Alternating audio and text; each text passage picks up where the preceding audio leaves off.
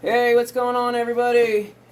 Just finishing my practice session for a gig I got hired onto tomorrow. It's a church gig, but it's this giant, crazy-looking mega church. Like, it looks like a mansion on the ocean, and it has a swimming pool. It's like the congregation looks like it seats probably about 2,000 people inside. So, maximum capacity, but it's a big one, man. So I was just out here doing my last run through. It's 8:30 at night here, so I'm sure my neighbors are going to start getting a little PO'd at me if I keep going. But I wanted to say hi and just check in, see how everyone's doing. So I'm still trying to go through the stuff in my head. We got stuff like Won't Stop Now and what I do too, just a quick little heads up for any people that get hired onto random gigs if you're not familiar with them, and you get a set list or like some certain files, but you don't get actual written music. You just have the chord charts. What I like to do is I go through and I print out paper copies. I go old school. Because you never know when you show up to those places and you edit all your stuff in the app that they use, Planning Center, and then you get there and they don't have an iPad for you to use. That's happened to me before. And then you're like trying to follow your charts on your phone and try to look at your notes that are this big on your it doesn't work well. So, and then also in-ears. I always bring my in-ears with me. So, but yeah, we got Won't Stop Now. So if you print out hard copies, it's always a good idea, guys. And like, play the tunes till they sink in, till you know them pat. Like at least till you know the melodies and the song structure and the changes. Because especially with worship tunes, there's a lot of in and out for the drummer. A lot of tom builds, a lot of 4 on the floor. These particular tunes have a lot of like rims and toms and accents and a lot of stuff. So if you don't know the songs, sometimes they're a bit difficult. But I usually just put like what the basic pattern is, what the bass drum figure is. Like this one is, just the 1 and the and of beat 2 with alternating beat 4 every other bar. So it's just...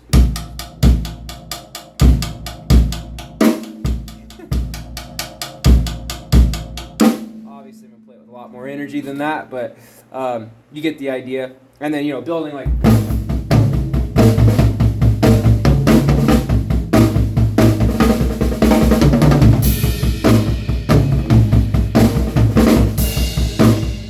that kind of stuff.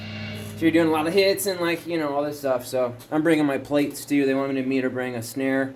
So that's actually what I will ask you guys. What do you think in the comment section? What snare should I bring? I've got my DW. I think that's what I'm going to bring for one of them, the 5.5 DW. This one here, right here. I think it sounds good, and for this type of thing, where they don't really like so many overtones, they like more of a deadened snare.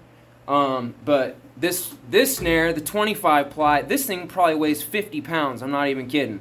It's like a literal. It's like if you were to take a tree trunk and just core out the middle of the tree trunk. That's how thick and heavy this drum is. Plus it has die-cast hoops. So, and it's not mine. So, not bringing that. That's off the table, okay? But we've got these up here. I've got my wood-hooped one, too. That's a great snare. I really like that snare. My Tama. That's a nice snare, too. Die-cast hoops. And then my pork pie brass, I think that's the second one I'm going to take. I think I'm going to take the 13 by whatever that is, 7. I think it's a 13 by 7. And then the 14 by 5.5. So that way at least I'll have my sound spectrum covered as far as if they want more overtones and more of a brass sound and ring to it, musical ring, or if they just want like a straight rock kind of sound and snare. And then what I usually bring too are big fat snare covers, if you guys aren't aware of those things. Well, I'm sure most people are, but the thing with the 13-inch snare is that not many places carry a 13-inch one of these, but these things are great for just like if you want to immediately take the overtones out of your drum, boom, then you've got like the rockinest rock snare. Just a straight, and it has moon gel on it too right now. But it's a pretty rockin' snare. I just have one piece of clear moon gel on it. And I like it too because it's pretty articulate.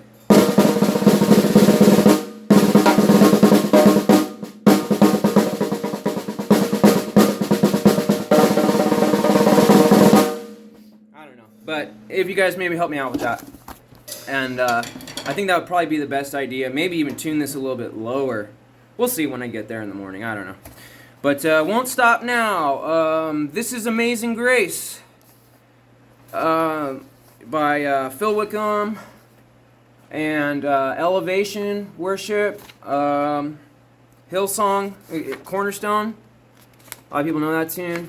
So a lot of like ambient tunes, like half of the set list, and I'm getting, I don't need to talk about how much money I'm getting for how little I'm playing, but it's just to say it's good.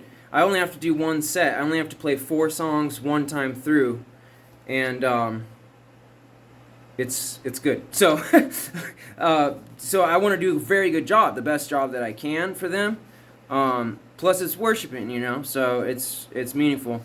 But Lion and the Lamb, Cornerstone, This is Amazing Grace, and Won't Stop Now. So some that are pretty cool though, like the Lion and the Lamb. People have played that before. That's got a cool little 16th groove in it. Where you're doing? Ugh, man, I'm tired. I'm trying to scoot around everything. But it's like so then I write, right at the top here, like what my little pattern is 1 and 4. So that way I know like if it's before or after beat 4. So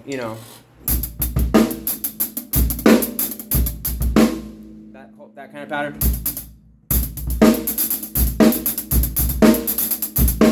That whole thing. And then it goes to 4 on the floor.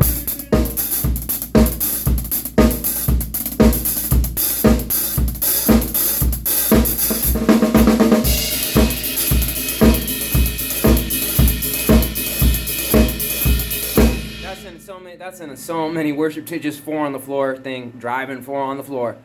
You're driving that bus, and a lot of builds. So should be cool. Wanted to say hi. Just needed to, decompress for a minute after filling. I've been practicing for, let's see, an hour and a half now, plus 30 minutes of going through the songs and writing notes and highlighting everything.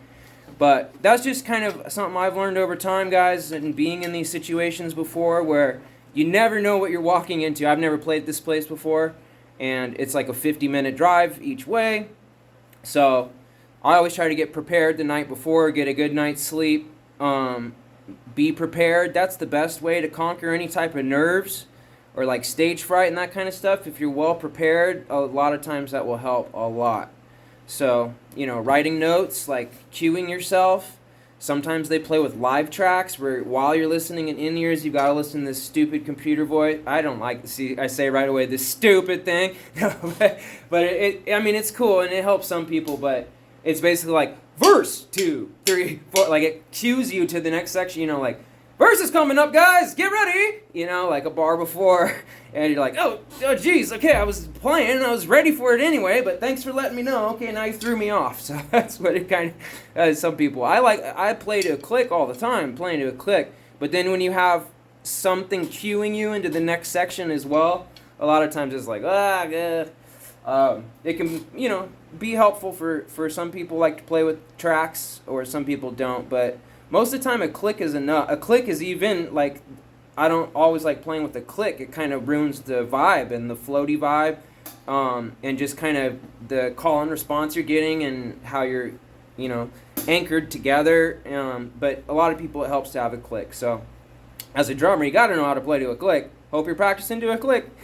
better do that at least sometimes, it's like, because we're human, we have emotions, we breathe, we slow down, we get excited, we speed up, so as human beings, we have a tendency to either rush or drag. Metronome has perfect time, right? So we try to develop a relative perfect time as human beings. I was just talking to one of my girl students earlier today. I was like, that Erin, Erin's her name. I don't know. I'm not going to say her last name. But I was like, yeah, Erin, that's kind of one thing you can't really take a shortcut of, I've noticed. Like, no matter how much you practice or all the different things, you have to use those years of experience to develop your feel and your own relative perfect time. So that's like the one or two components, I guess you could say, that you can't shortcut or you can't just chop out, You can't just like, okay, well, if I sit here for 8 hours a day for the next week and practice this one rudiment, I'll have it down in my muscle memory. It's not like that. It's like, it takes years to play with others. And because if you're always playing by yourself, or you're always playing to like only tunes happening in your ear and you're not playing with a live band situation, because everybody comes in with their own relative perfect time, right? So if you're not used to playing within that sense of like, okay, you and the bassist got to be locking and pocking it, and lay a good foundation and bed for everyone else to kind of lay on, and then so the melodic instruments or lead instruments and vocals can kind of go from there. So, anytime you're going into a new situation, just good thing to be prepared. That's really all I'm saying, guys. But I wanted to say hi, just kind of go through some of the stuff. I haven't played some of these tunes in like a couple years. I used to go to this one church where I played every single weekend, Saturday night services and Sunday morning services, and we had rehearsal nights on Thursday night. So it was like a part-time thing, and yeah, I think I only got paid like 2 or 3 times or something. So.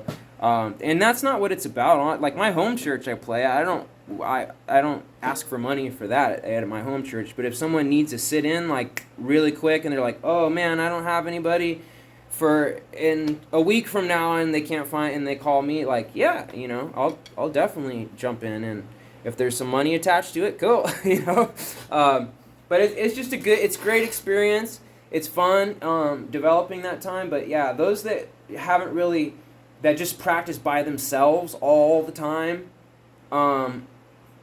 you will notice how those individuals kind of stick out in a band situation when put in a live situation versus those who have played it with a lot of different groups and like had to kind of match with a lot of random people and figure out, okay, how's this person feeling the quarter note versus where I'm feeling it versus how am I going to lock it down, and are they going to follow me, or are they going to be floating around my quarter note while I'm staying at home and anchored, So sometimes, like, if at all possible, stay home. Stay home. Like, you're the drummer. You know what the quarter note is, right? You're counting, like, whatever you're doing. So you're the bedrock, And if you're floating around the quarter note while the other person's floating around the quarter note, then it's like, whoa, okay, when are we ever going to, when is it going to congeal, that kind of thing. So... yeah, it's just experience of it though, and it's fun. I really like doing that. That's my passion too. It's like besides teaching and doing that stuff is playing live. I really like doing that. I really like playing live and just jam situations, even here in the garage, stuff like that. So, but playing with other human beings is really what I mean, I guess. But jamming in a live sense or gigging in a live sense, that's kind of where I like. That's what I like doing, and doing call and response and improv and figuring stuff out as you go through it with friends, and meeting new people and trying new things out. That's not the time when you want to be trying new things out as far as a drummer. Like, you don't want to go to a gig and start noodling, okay? Your noodling should be all noodled out by the time you get to the stage. By the time you get to your gig, don't noodle while you're on a professional gig, guys. That's a good way to get fired. So, yeah, just do what they tell you, Well, some people have different attitudes, but if they're paying you and they're paying you a pretty penny, and you have to just get in there and hold things together with something you've never played in before, and you're just jumping head over heels into it and crossing your fingers and hoping that it turns out well, it's just experiences, And that's another thing, too. I've had some times where it didn't turn out well. We all have, right? In a live sense, or I wasn't happy with my performance, or I was like, oh, man, I practiced, hours for this one thing. I totally screwed it up. But you know what? That's experience. That's experience in the books, and it'll pay off later on down the road. So just keep those things going. But, yeah, I recommend, or, I try to get my students to...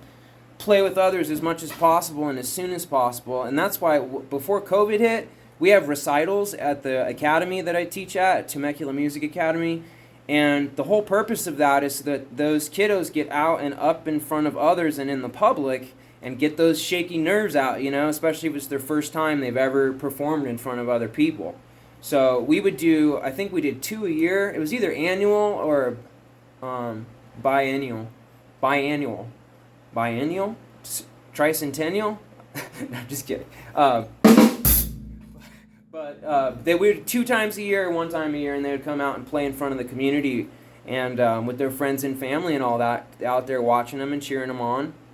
So it helps to really do those things as soon as possible, because then it will prepare you for any vast array of situations you might walk into as a player, especially with new people you've never played with, and where you're being paid a lot and you're expected to do well. It's kind of like, do you choose to accept this mission? And so if you choose to accept this mission, A, B, and C must be fulfilled, that kind of thing.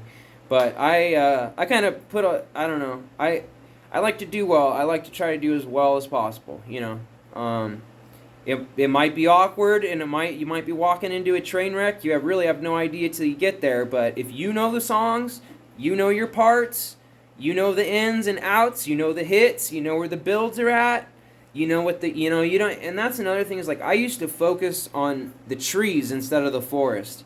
I was really analytical with exact parts, like, well, verse 2 has to be, okay, no, and then it's on the and, like, okay, so when you get to I'm moving forward to follow after you, so when you say you, then I hit the snip, I was like, and I was breaking it down, like, to minute parts, and one of the directors, I was just like, man, like, if you're great at playing and all that stuff, and I appreciate that your, like, attention to detail, but just look at the wider picture of, like, look at the forest from the trees every once in a while, too.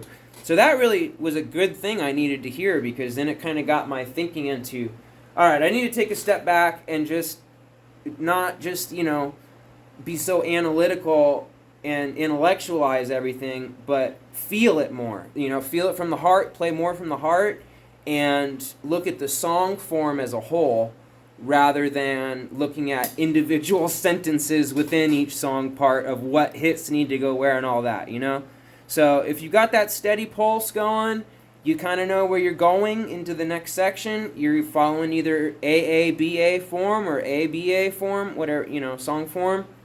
First verse, chorus, verse. If you know how many bars a verse and a chorus generally are, and you learn how to feel that many bars, and then you pay attention to your analytical skills, so you're doing active listening when you're doing your rehearsal stuff, makes a huge difference. And then by the time you've already listened to it and you sit down to play it, you've kind of already analyzed, you already know, oh, okay, it's going from, okay, intro, in this song there's an intro 2, then you go to verse 1, then verse 2, then chorus, and then back to there's a verse 3, and then the chorus. Then an instrumental, then a bridge, then an instrumental 2, and then a chorus 2, and then an instrumental again, another bridge times 4, and then an ending. So a lot of times they'll call those like the vamps or tags or outros, and so they have different terms for that stuff. But there's a lot of different sections you might be bouncing back and forth between. So.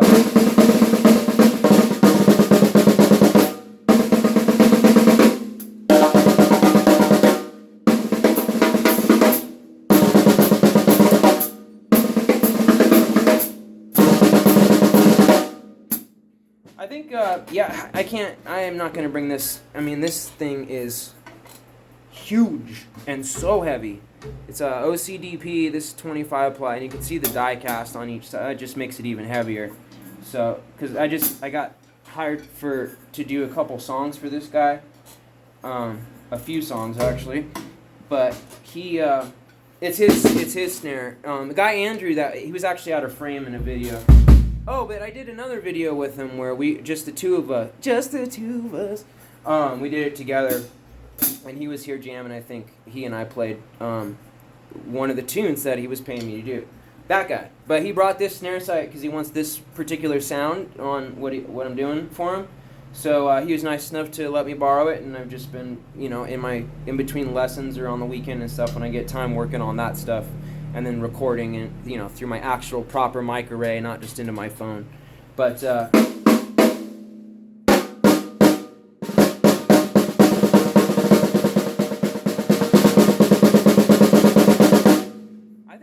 5.5 is going to work well, to be honest with you.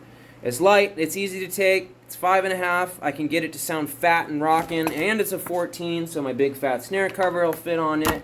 And then if they're wanting more of a deeper, big gun, shotgun blast explosion, then I'll bring my brass, so they'll like that. But if you've never heard these big fat snare covers, what they do to a drum, I mean, it's pretty remarkable. They kind of cost a lot, and you can make your own for cheaper. But the way that they weight down with this black edge, and they have the little lift in it and the certain cutout. Also, they make ones with tambies on them. I have one somewhere in a shelf over there, which are kind of cool. And then you get a little effect sound when you hit it. Oh, I don't know why I'm putting on that drum. Well, oh yeah, no, I do know why I'm putting on that drum. This is what the DW sounds like without it.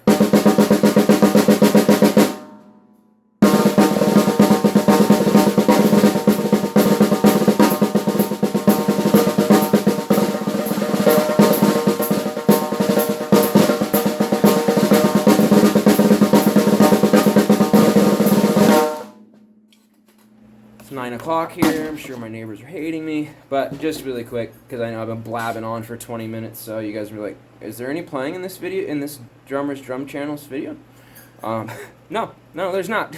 Just some helpful life tips that I've had to go through and learn the hard way, okay?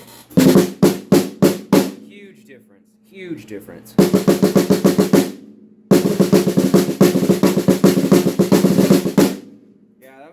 That would work well for some like rock sounding and some snare march type stuff, you know.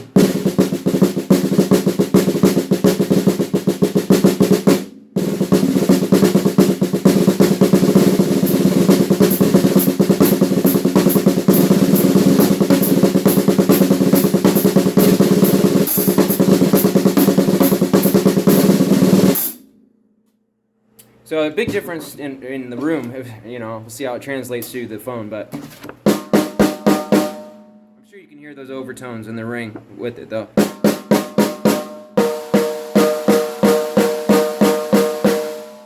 Need to tune it a little bit better, but it's close. And then with the ring, with the big fat snare cover on, I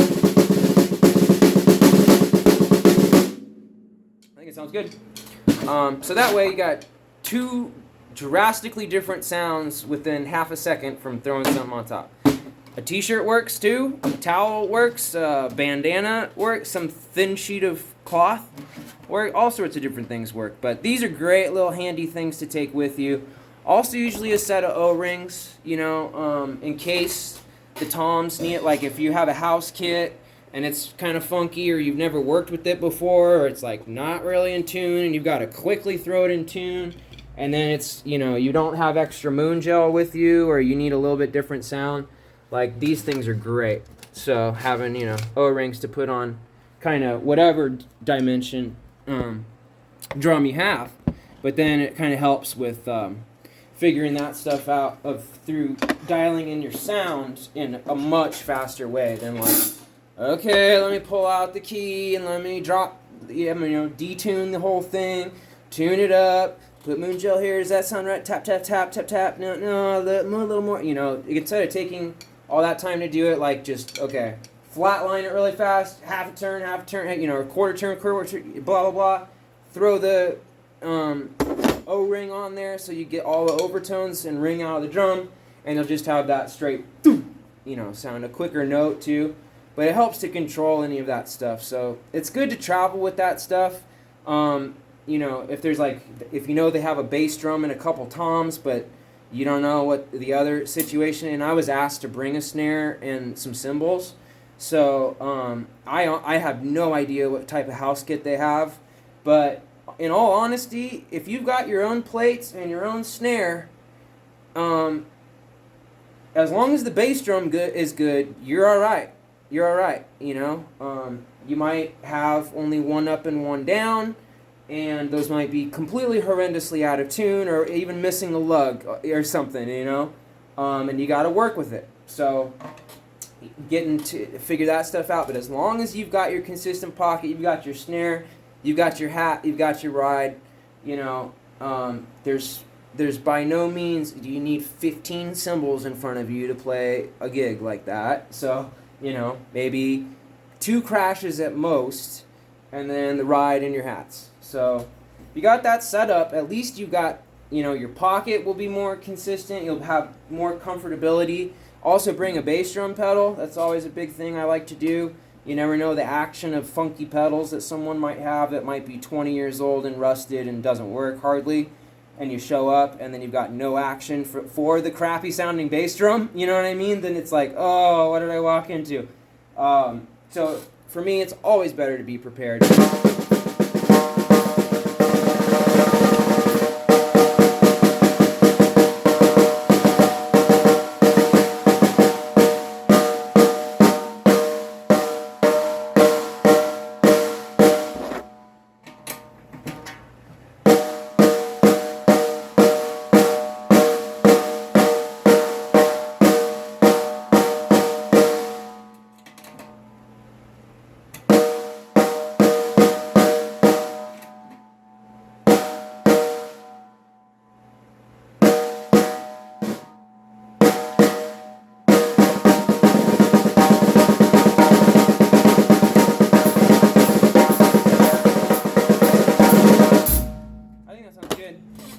And then usually if I do any taking out of overtones, I'm just putting 1 piece of moon gel on that one.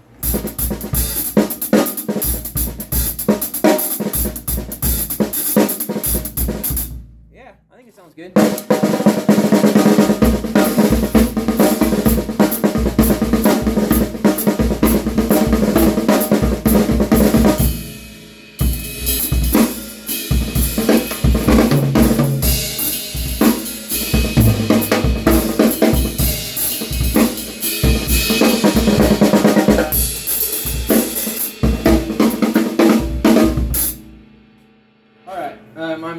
I'm gonna just get my neighbors mad at this point. So it's a weekend, but it's right almost at noise complaint hours.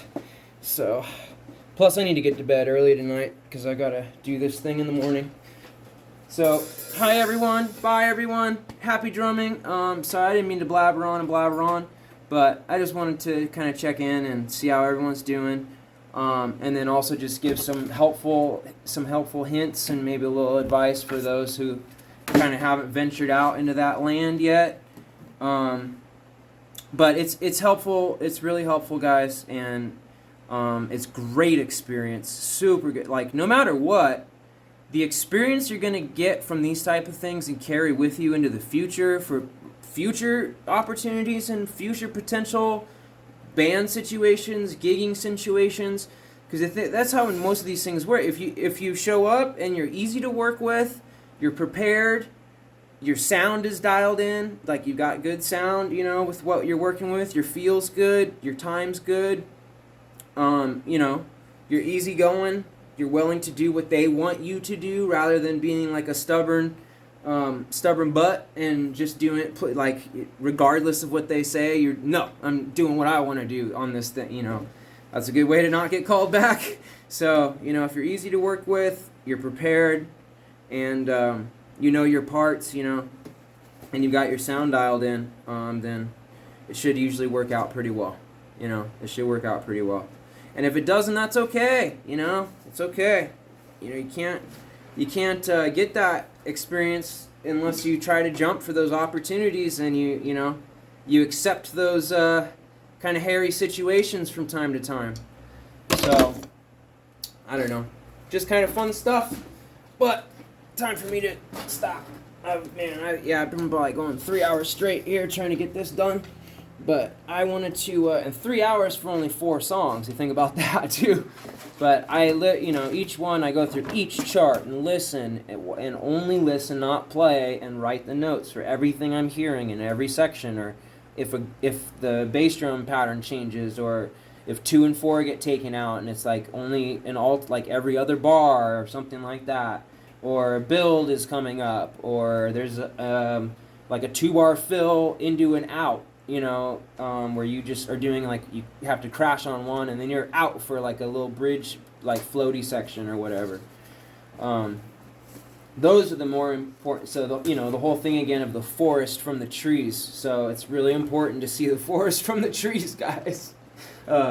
Take it from someone who spent a lot of time looking at trees instead of the whole forest. All right, guys. Love you. Happy drumming. Have a great rest of your weekend, and I hope everyone does well. And then let me know what you think in the comments. I've got the bob too. I can take the bob. I got this. This is a 14, the black brass. It's just one of these nuts in the butt plate stripped a little bit, so the tension for keeping the snares taut, it kind of goes out after, I don't know, a couple hours of playing on it, to where you have to undo the one that hasn't stripped and then cinch it back up and tighten it back down again. But this is a 14.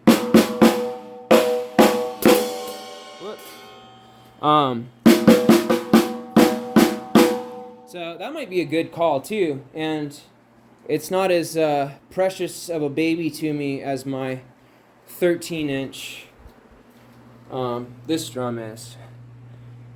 Plus it's 13, but so I don't have a big fat snare cover for it if I do take it. But my my wood hooped is also a 14, and this has got a great sound to it.